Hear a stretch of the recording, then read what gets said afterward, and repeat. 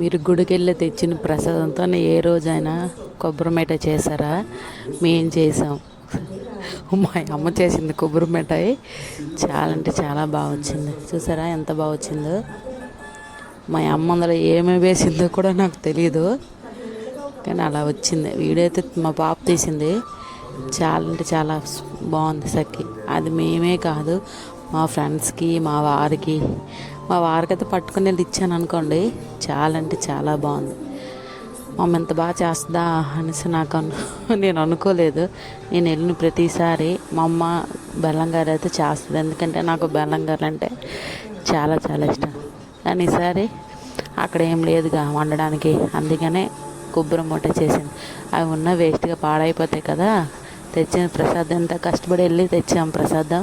ఆ ప్రసాదాన్ని ఎందుకు పాడు చేయాలని చేసింది మా అమ్మ. చాలా అంటే చాలా చాలా బాగుంది. మీలో ఎంతమంది గుడికి వెళ్ళి తెచ్చిన కొబ్బరి ముక్కల్ని ఏం చేస్తారో నాకు కామెంట్ చేయండి, ఓకేనా? చేస్తారు కదా తప్పకుండా. ఏం చేస్తారనేది, కొంతమంది ఎండబెట్టేస్తారు ఆ కొబ్బరి ముక్కల్ని, కొంతమంది ప్రసాదం చేస్తారు, కొంతమంది పచ్చడి అయినా చేస్తారు. నేనైతే తెచ్చిన కొబ్బరి ముక్కని తింటాను. మీలో ఎంతమంది అలా చేస్తారో కామెంట్ చేయండి. బాయ్.